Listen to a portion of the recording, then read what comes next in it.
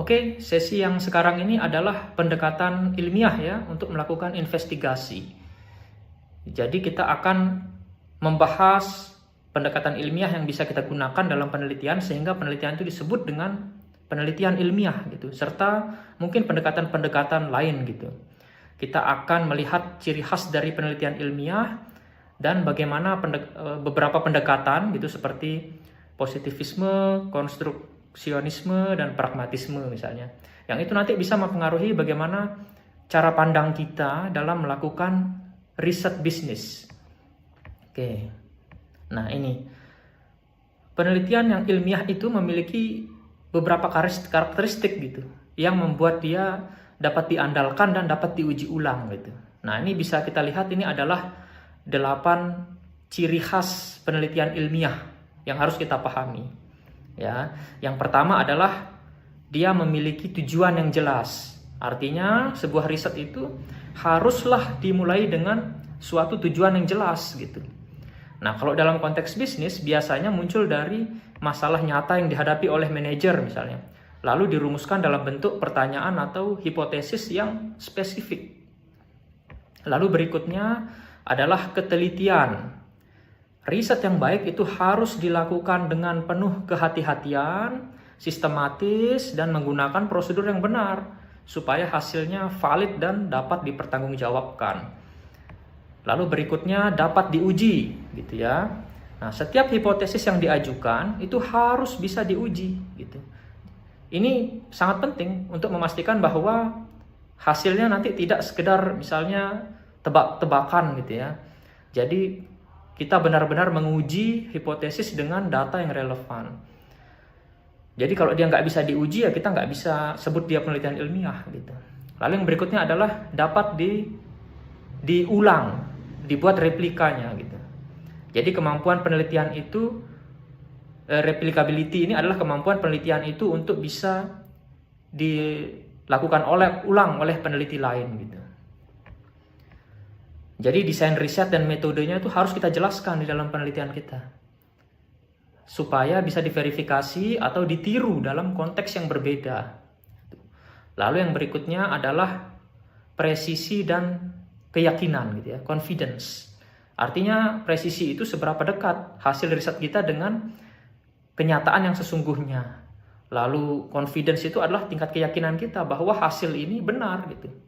Biasanya ada confidence level ya, misalnya 95% gitu.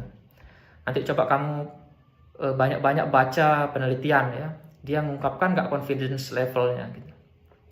Lalu berikutnya adalah objectivity. Artinya kesimpulan yang kita ambil itu harus berdasarkan data, bukan berdasarkan opini atau nilai-nilai emosional kita. Lalu yang berikutnya adalah kemampuan dia untuk digeneralisasi, yaitu hasilnya bisa diterapkan pada konteks atau organisasi lain yang serupa. Jadi tidak hanya berlaku di satu tempat atau satu waktu saja. Nah, khususnya dalam generalisasi ini biasanya riset-riset yang berparadigma positivis ya. Nah, tetapi ini karena masih dasar jadi saya jelaskan saja secara umum. Lalu yang berikutnya adalah parsimoni ya. Parsimoni itu secara bahasa artinya sederhana ya. Jadi teori atau penjelasan yang sederhana itu lebih baik gitu ya di dalam suatu riset daripada kerangka yang sangat rumit gitu. Jadi sesederhana mungkin di dalam riset itu yang kita teliti. Jadi bagian kecil saja atau yang sederhana. Tuh. Oke, lalu berikutnya ini adalah 7 langkah gitu ya dalam metode deduktif gitu ya. Yang pertama adalah kita melakukan identifikasi area masalah secara umum, lalu merumuskan masalah secara spesifik, lalu mengembangkan hipotesis, lalu menentukan cara pengukuran, lalu mengumpulkan data, menganalisis data, dan yang terakhir menafsirkan hasilnya. Nah, semua langkah ini harus dijalankan secara sistematis, yang nanti mungkin akan kita bahas di sesi-sesi berikutnya ya. Kita akan bahas satu persatu. Nah ini berikutnya ini adalah pendekatan-pendekatan yang bisa digunakan dalam penelitian ya.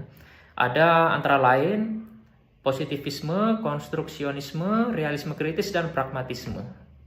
Apa itu positivisme? Nah, secara singkat itu begini. Positivisme itu adalah suatu pendekatan yang percaya bahwa kebenaran itu objektif dan bisa ditemukan lewat metode ilmiah. Sehingga tujuan utama ilmu pengetahuan adalah menemukan hukum-hukum umum yang bisa digunakan untuk memprediksi atau melakukan kontrol atas fenomena. Jadi tujuannya adalah to predict. Itu tujuan positivisme. Lalu yang berikutnya ada konstruksionisme. Di mana konstruksionisme ini percaya bahwa realitas itu dibentuk oleh pikiran manusia. Nah, dunia yang kita pahami ini adalah sebuah konstruksi sosial sehingga kebenaran itu bersifat relatif dan tergantung pada konteks. Nah, maka nanti metodologi risetnya akan berbeda. Kalau paradigma kita berpikir adalah konstruksionisme, nanti metodologi kita akan berbeda dengan positivisme. Lalu berikutnya critical realism atau realisme kritis gitu ya. Nah, dia ini sebenarnya posisinya di tengah-tengah gitu. Jadi dia mengakui bahwa ada realitas objektif, tetapi juga mengkritisi gagasan bahwa realitas itu bisa diukur secara sempurna. Gitu. Nah, itu realisme kritis ini nanti mungkin di sesi yang lain ya, kita akan bisa membahasnya lebih dalam. Lalu yang berikutnya adalah pragmatisme. Nah, pendekatan ini, pragmatisme ini tidak terlalu berpihak pada satu pandangan saja gitu. Nah, kaum pragmatis ini bagi kaum pragmatis gitu ya, yang penting itu adalah riset itu apakah berguna untuk menjawab pertanyaan penelitian dan memberi manfaat dalam praktik gitu. Jadi teori itu bisa datangnya dari praktik lalu diterapkan kembali ke dalam praktik gitu untuk menemukan praktik yang terbaik gitu. Nah, ini secara singkat saja. Oke, jadi itu semua adalah pembahasan kita tentang pendekatan ilmiah ya yang bisa kita gunakan untuk melakukan investigasi gitu. Nanti bisa kamu perdalam untuk mempelajari filosofi-filosofi di balik metode penelitian gitu.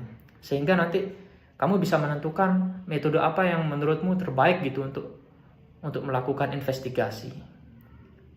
Oke, terima kasih. Kita jumpa lagi di sesi berikutnya ya.